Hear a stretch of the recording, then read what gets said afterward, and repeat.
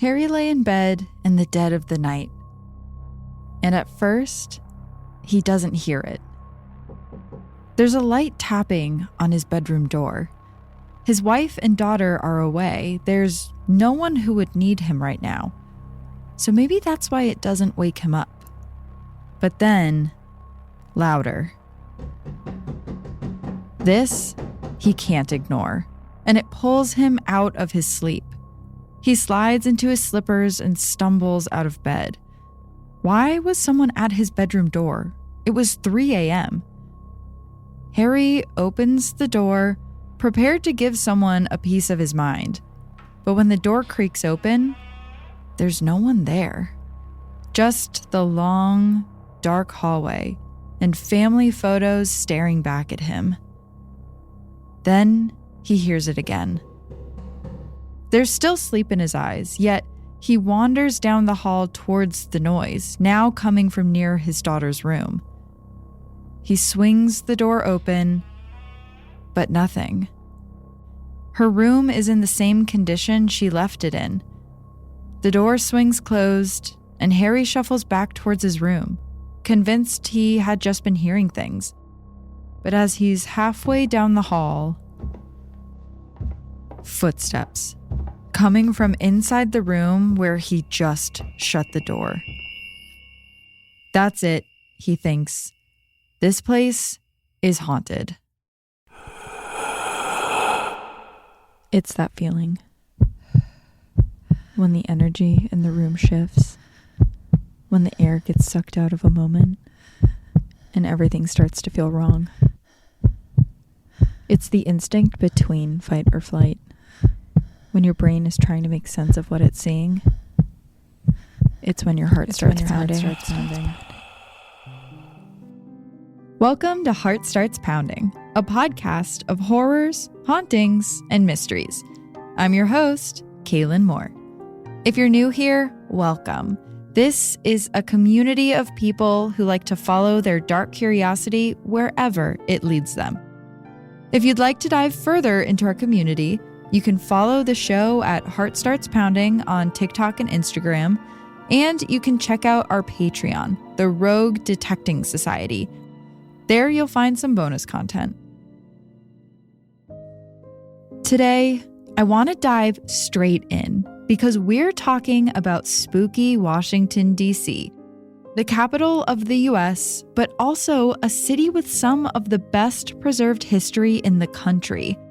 Here, you can walk down cobblestone streets that are nearly identical to how they looked in the 18th and 19th century. You can see buildings that used to be dance halls that were turned into military posts during the Civil War, that were then converted into luxury apartments. It's no wonder the area is so ripe with ghosts.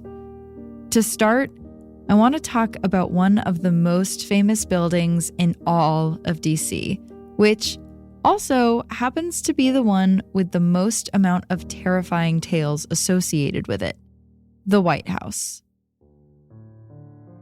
When Jared Broach, a ghost tour guide in DC, was asked if he believed in ghosts, he replied, "If I said no, I'd be calling about 8 presidents liars."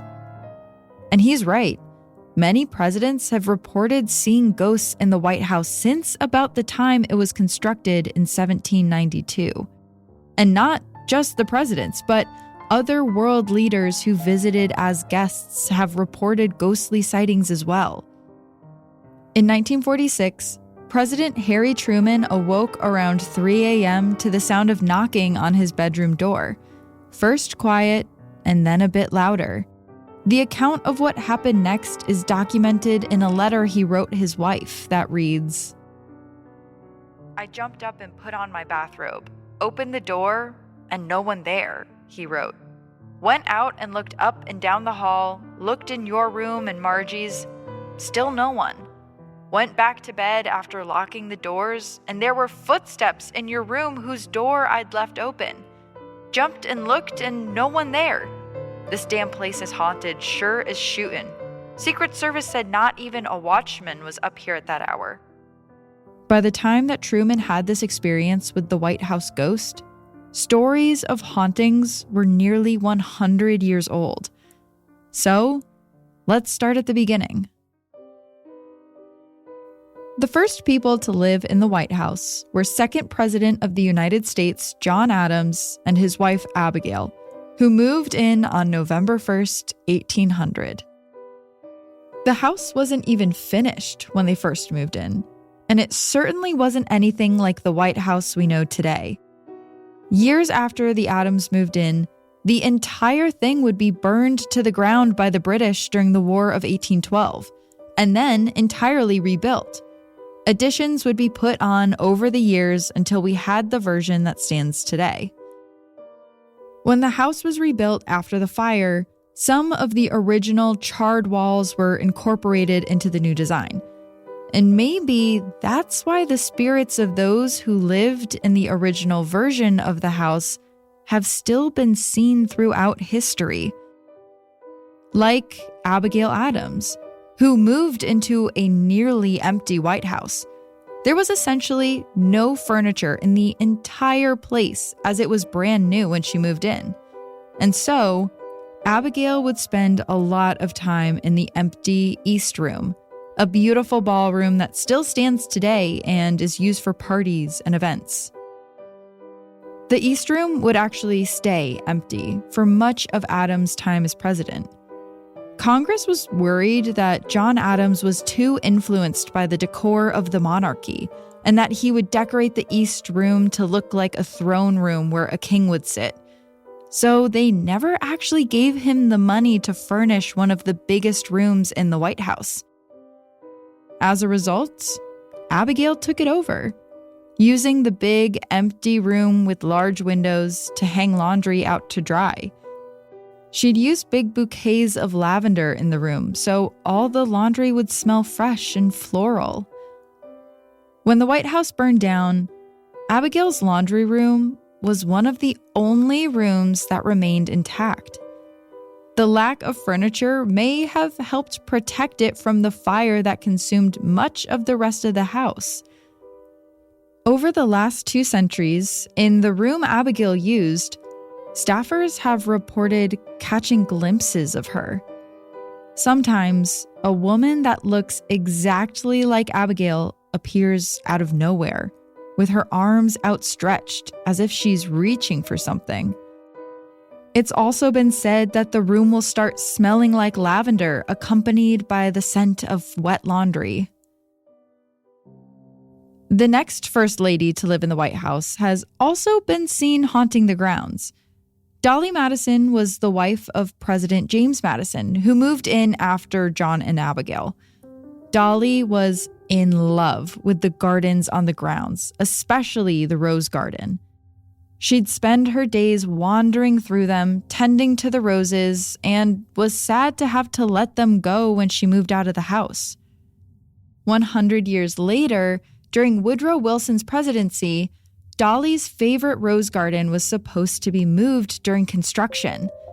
Only when the staff went out to start the dig, they saw the specter of Dolly Madison standing out among the roses. It scared them so badly that they refused to go back into the garden for the renovation. Over the years, the garden has grown and been redesigned by other first ladies, and today it remains an area where presidents give interviews. The ghosts of Dolly and Abigail, though frightening, seem harmless. Just 2 women caught in the loop of the activities they were known for at the house. They're also easily identifiable, since their photos have been memorialized on the grounds, and when people see the spirits, they know who they are. But not every spirit that's seen can be identified, as was the case with the infamous spirit known only as the Thing that tormented the grounds in the early 1900s. In the summer of 1911, Major Archie Butt, an aide to President William Taft, wrote a letter to his sister. It read, "My dear Clara, it seems that the White House is haunted. He wrote the letter to his sister after learning that a phantom had been tormenting the White House aides for the last few months. It had apparently become so much of an issue that someone decided they needed to tell Archie, who they knew had the president's ear. Aides and staff had described the encounters as a pressure they could feel on their bodies. They would feel a physical force on their shoulder, lighter than if someone were touching them, but the same type of sensation, only to turn around and see that the room behind them was completely empty. Who was doing this was a mystery, until the personal maid of the First Lady finally caught a glimpse of the apparition. She was sitting by herself sewing when all of a sudden, she got a feeling that someone was leaning over her shoulder, watching her sew. There was no creak of the door being opened, no sound of someone approaching her, so the sensation sent a shiver down her spine. She turned around to see who it could be, and there, behind her, stood a boy, about 14 or 15, with light, unkempt hair and sad, hollow blue eyes. Just as quickly as he appeared, he was gone. Archie told the president about the mysterious teenage boy who seemed to be haunting the White House. And while Taft responded with rage, telling everyone to never mention the ghost again, in private he was very inquisitive about who the ghostly boy could be. Archie dedicated his time at the White House to researching teen boys who lived and possibly died there, but never found anyone that exactly matched the description. And before he could figure out who the boy was, Archie boarded the RMS Titanic and was never heard from again. Historians have also tried to figure out who the boy with the sad blue eyes could be, but most searches have turned up empty. However, there is another young boy who is believed to haunt the White House, but he's always seen as 11 years old. And it's very well known who he is, because he died at the White House. The 11-year-old boy who's been seen for generations is William Lincoln, President Abraham Lincoln's son, who died of possibly typhoid fever in the White House guest room. Though the Lincolns were just a few of many, many people who lived and worked in the White House, when it comes to ghost stories, they've made the biggest impact. Most ghostly encounters in the White House have to do with their family, and it all starts with their son, William.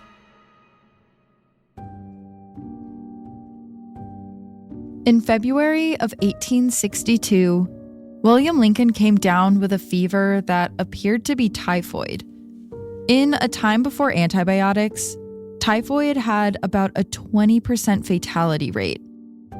Papers reported that for the 10 days that William, or Willie as he was known to his family, was sick, President Lincoln was by his side the entire time, hardly taking time off to even sleep. But the president couldn't save him, and on February 20th, Willie passed away. The Lincolns were devastated, but Willie's mother, Mary Todd Lincoln, could not contain her grief. She had already lost a son years earlier when he was just a toddler and couldn't bear living her life without ever seeing Willie again. After Willie's death, she retreated to her room for weeks, hardly leaving to even eat. Her sobs echoed throughout the entire White House. But there was a school of thought that was popular at the time, which promised Mary she wouldn't have to go without seeing Willie again. Spiritualism, the practice of contacting spirits, which I've talked about on the show before. A friend of Mary's introduced her to the Lorries, two mediums who lived nearby in Georgetown. Under the cover of night, Mary would travel to the mediums' homes where they would host seances in order to communicate with the ghost of Willie. And soon, Mary was hosting seances in the White House, which Lincoln himself attended. And according to Mary, these seances were working. In the middle of the night, weeks after Willie's passing, Mary knocked on the door of her half-sister Emily, who was staying in the White House. Emily answered, only half awake. "What is it?" Emily asked. "He lives," Mary replied, her eyes wide and voice trembling. "He comes to me every night and stands at the foot of my bed with the same sweet, adorable smile that he always had. He does not always come alone. Little Eddie is sometimes with him." Eddie was Mary's son who died years prior. Emily took to her diary after this meeting and wrote that what Mary was doing was, quote, unnatural and abnormal. She said that it frightened her. But nothing would stop Mary, and now spiritualists and mediums were calling dozens of spirits onto the grounds. Typically, Willie made appearances during these seances, but also the spirits of former presidents and abolitionists were called to help aid the president in his policymaking. One night, they swore they heard Andrew Jackson swearing and stomping around. Another night, they summoned someone who filled the room with violin music. The seances may have been having unintentional consequences, however. One night, Lincoln awoke in a cold sweat. A nightmare had terrified him so much that days later, with it still on his mind, he penned a letter to a friend. It read, "About 10 days ago, I retired very late. I soon began to dream. There seemed to be a death-like stillness about me. Then I heard subdued sobs, as if a number of people were weeping. I thought I left my bed and wandered downstairs. I arrived at the East Room. Before me was a catafalque, on which rested a corpse wrapped in funeral vestments. Around it were stationed soldiers who were acting as guards. And there was a throng of people, some gazing mournfully upon the corpse, whose face covered, others weeping pitifully. 'Who is dead in the White House?' I demanded of one of the soldiers. 'The president,' was his answer. 'He was killed by an assassin.'" Did Lincoln's dream predict his own assassination by John Wilkes Booth years later? Was he making contact with a spiritual world that was enlightening him to the future? He also told his wife Mary, who was so steeped in mysticism and spirituality that she couldn't help but believe the validity of the dream. But Mary also reminded him that this was not the first time he had a premonition about his own death. A few years prior, Lincoln had been at his home in Illinois after recently being elected president. He was looking at his reflection in a mirror in the dark when out of the black space behind him, a shadowy second face materialized next to his. This face looked exactly like the president's, but it was more sunken in, paler and more fragile. Lincoln stared at the second face, not frightened, but inquisitive. He thought the face represented a second term as president, but its pallid, deathly look meant that he wouldn't live through the end of it. The strange spirituality and premonitions of the Lincolns haunted them in their life, perhaps brought on by the seances they were holding to contact Willie. Many now wonder if that's the reason why the former president seemed to haunt the White House after his death as well. There have been multiple high-profile sightings of Lincoln's ghost in the White House over the years. Calvin Coolidge's wife, Grace, once saw a tall, shadowy man with a top hat staring out of a window in what used to be Lincoln's office. When she doubled back, he was gone. Lincoln's old office was turned into the Lincoln bedroom, which was decorated as it would have been in the time of Lincoln's presidency. Guests were often welcome to sleep in there, and one night, in 1942, Queen Wilhelmina of the Netherlands was laying in bed when she heard a faint tapping on the door. Thinking it was someone fetching her for an important matter, she got out of bed and opened the door. It wasn't one of her aides there. No, it was Lincoln, all 6 feet 4 inches of him. When she saw him, she screamed and fainted. 2 years before Wilhelmina's sighting, Winston Churchill was sleeping in the Lincoln room. He had just gotten out of the bath and had nothing on him except for the cigar in his mouth. When he walked back into the bedroom, he caught a glimpse of Lincoln sitting by the fireplace. "Good evening, Mr. President," Churchill later recounted, saying, "You seem to have me at a disadvantage," he quipped. By the time Ronald Reagan was president in the 80s, he said his dog would go into any room in the White House except the Lincoln bedroom. He would just sit outside of the room and bark, too terrified to enter. Some say that the ghost of Lincoln returns whenever he feels the states need his help.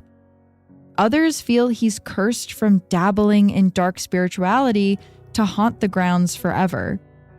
But with how many other ghosts are seen on the property, it seems he has a lot of company. The next place I want to talk about is in another DC neighborhood. It's known as the Halcyon House, which I recently saw on a ghost tour. The house, built in the 1780s, is reportedly so haunted that when U.S. Navy vet Bill Stearman lived there after returning from the Vietnam War, he proclaimed, "I never believed in ghosts, but I certainly do now." More after the break. It's 10 p.m. on a Tuesday, and I'm standing outside of 3400 Prospect Street in Washington, D.C., also known as the Halcyon House or the Stoddart House, depending on who you ask. The leader of the ghost tour I'm on, Jim, stops us across the street and asks us to pick out which house on the block we think is haunted. The question almost seems rhetorical because the answer feels so obvious. In front of us, the Halcyon House sticks out like a gaudy, haunted thumb among the surrounding 19th century brownstones. For one, it's giant. It looks, at least from the outside, to be 5 stories high, and its width is about half of the block. Jim tells us that the backyard used to extend all the way down to the river when it was owned by its more eccentric resident. The house was originally built by Benjamin Stoddart, the first Secretary of the Navy, in the 1780s. Through the 1800s, this red brick giant was a socialite stop in D.C. Dolly Madison, whose ghost haunts the Rose Garden at the White House, used to go dancing at the Halcyon House. But by 1900, the house was sold to a man named Albert Adsit Clemens. And this is where the story starts to get strange. Albert was an eccentric guy, to say the least. He claimed to be the nephew of famed Connecticut writer Samuel Clemens, aka Mark Twain. Only no one was ever able to confirm that story. Albert only sometimes spelled his last name the way Twain did, and a visitor once remarked that it was strange Albert had no books written by his uncle in his entire home. Regardless, Albert had money. Like capital M money. The source of that money was as mysterious as his ties to Mark Twain. But once Albert moved into the Halcyon House, he started putting that money to use.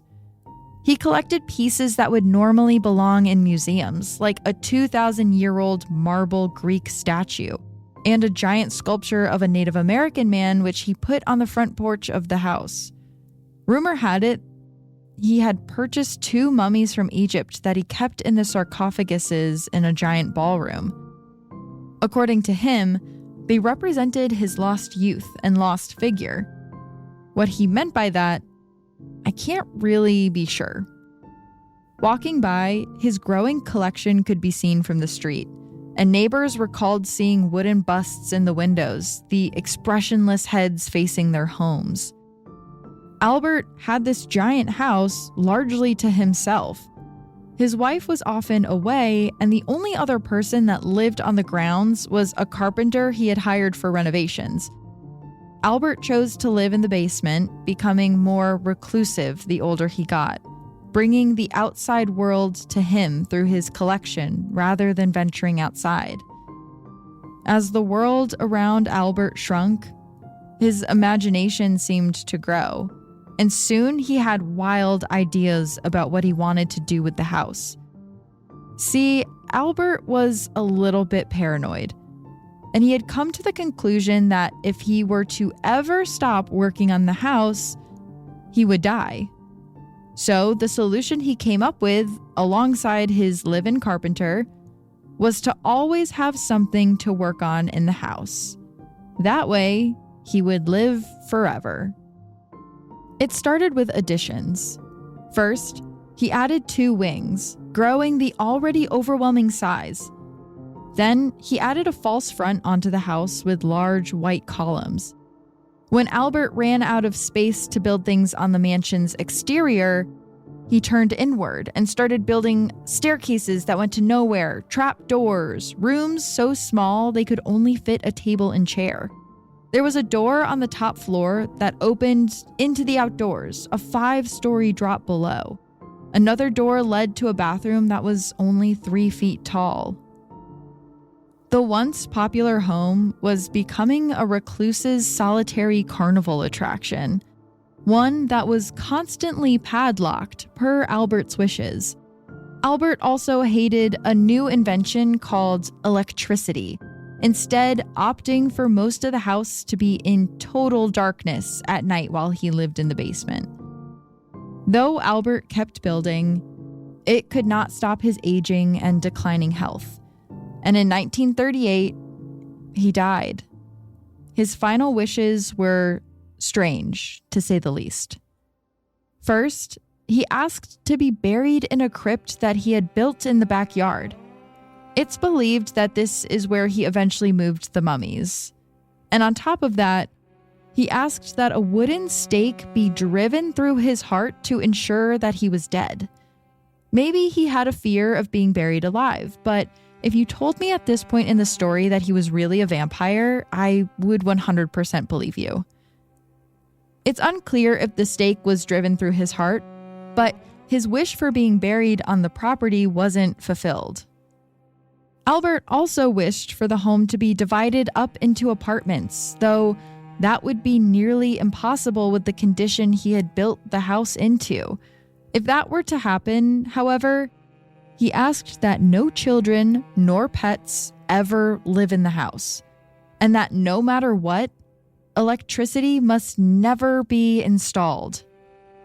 As the tour guide was telling us this part, I couldn't help but notice the one light that was on in the house, as well as the street lamp that lit the house from the outside. I really didn't think any of his wishes were taken seriously. At least, it didn't seem that way. Perhaps that's why there seems to be a lingering presence within its walls. Over the years, the house has been converted into many different things, as well as gutted and rebuilt on the inside to be more livable.